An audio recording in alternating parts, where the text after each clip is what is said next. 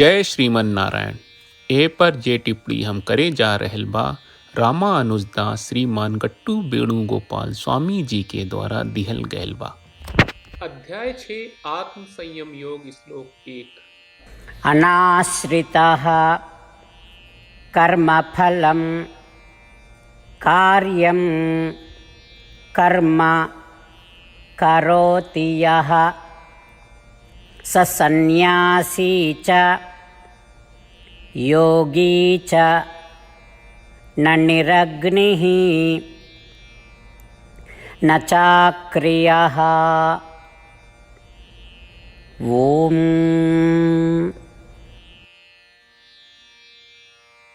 गीताचार्य श्री कृष्ण परमात्मा अर्जुन समेत हमनी सबके आत्म संयम योग सिखा रहल बानी। परमात्मा कहत बाड़न कि अर्जुन अब रौरा हमार महानता के एहसास जान गए बाड़ू। रौरा ये भी जानत बानी कि हम आपन महानता के बावजूद रौरा के कितना करीबी बानी। अब रौरा जौन करे के बा उ ई कि रौरा आपन निर्धारित काम खाली हमरा सुख आ संतुष्टि खातिर करत रही। अब आपन कर्म के अभ्यास करे के का मकसद बा हमार खुशी खातिर, क्योंकि हम परमात्मा हई। ऐसे अगर रौरा हमार सुख आ संतुष्टि खातिर आपन कर्म करी ता आराधना आ पूजा हो जाला।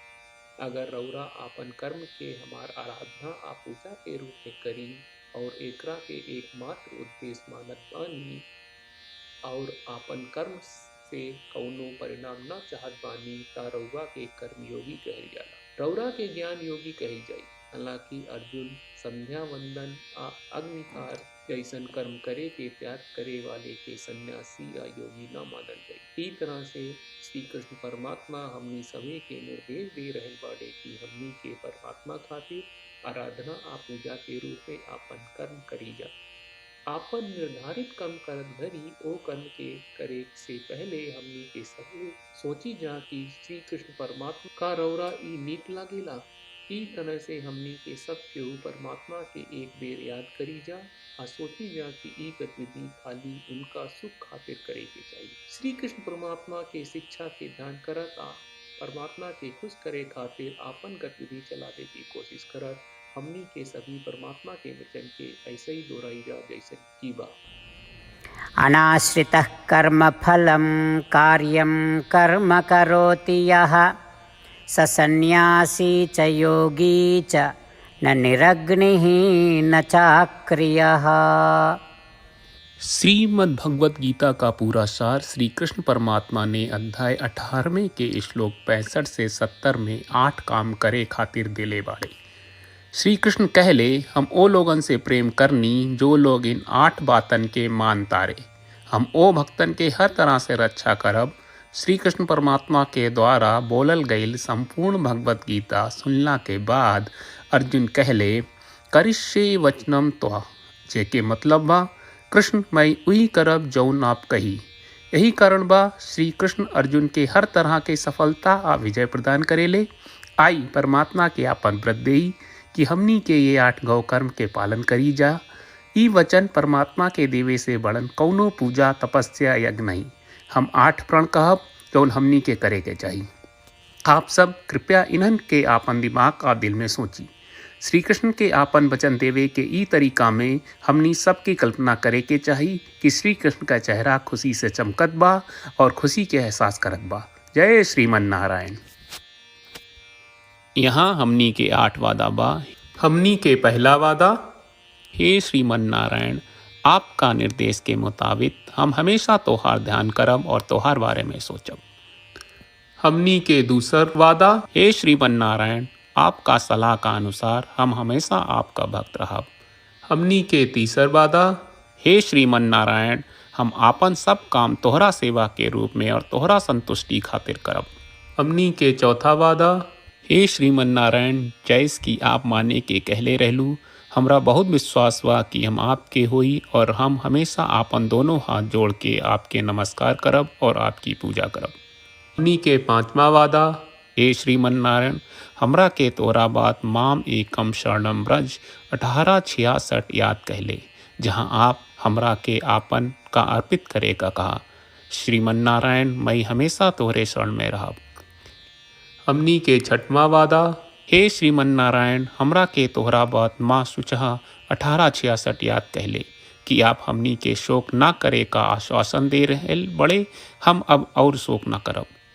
हमनी के सातवां वादा। हे श्रीमन नारायण, आपने हमरा खातिर श्रीमद् भगवत गीता के वितरण करके हम सब के कृपा कहले और आशीर्वाद दहले बा। हम वादा करत बानी कि रोजाना कम से कम एक श्लोक पढ़ब या सुनब। हमनी के आठवां वादा। हे श्रीमन नारायण, आप गीता के पूरा मानवता तक ले गयलू। हम गीता में आपके दिव्य वचन के उन भक्तन तक पहुँचावे के प्रयास करब जे गीता से अपरिचित बा। हे श्रीमन नारायण, हम उई करब जौन तू करे का कहब। हम ऐसन व्यवहार करब जैसन आप चाहत बानी और हम खाली आपका खातिर काम करब। श्रीमन नारायण के रोज आपन वचन देहल कि हम ओइस करब जैस आप कहत बानी, ही अपने आप में बड़न पूजा बा। श्रीमन नारायण, करशे वचनम त्वा। श्रीमन नारायण, हम तोरे निर्देश के मुताबिक काम करब। सर्वम श्री कृष्ण अर्पणम अस्तु। जय श्रीमन नारायण। अनाश्रितः कर्मफलं कार्यं कर्म करोति यः स सन्न्यासी च योगी च न निरग्निः न चाक्रियः। ॐ अनाश्रितः कर्मफलं कार्यं कर्म करोति यः स सन्न्यासी च योगी च न निरग्निः न चाक्रियः। श्रीमन्नारायण, करिष्ये वचनं तव। सर्वं श्रीकृष्णार्पणमस्तु। जय श्रीमन्नारायण। जय श्रीमन नारायण। सब भक्त लोगों से विशेष अनुरोध बा, जीवन में हर चीज में हमनी के तत्कालिक और प्रभावशाली परिणाम की अपेक्षा रहेला। एकरा खातिर आइए रोजाना 1 मिनट के समय निकालल जाए और नारायण आश्रम पढ़ल जाए। नारायण आश्रम प्राप्त करे खातिर नारायण आश्रम वेबसाइट पर जाई, जो www.narayanaashram.org है, और पंजीकरण में आपन नाम और ईमेल दर्ज करी। आपके द्वारा प्रदान कईल गई ईमेल पर आपका एक नारायण आश्रम PDF प्राप्त हुई। PDF में एक रामायण श्लोक, एक गीता श्लोक और एक विष्णु नामम बा। ये तीनों के मिल के नारायण आश्रम कहल जाला। हर व्यक्ति के ये श्लोक के अलग अलग संयोजन मिलेला।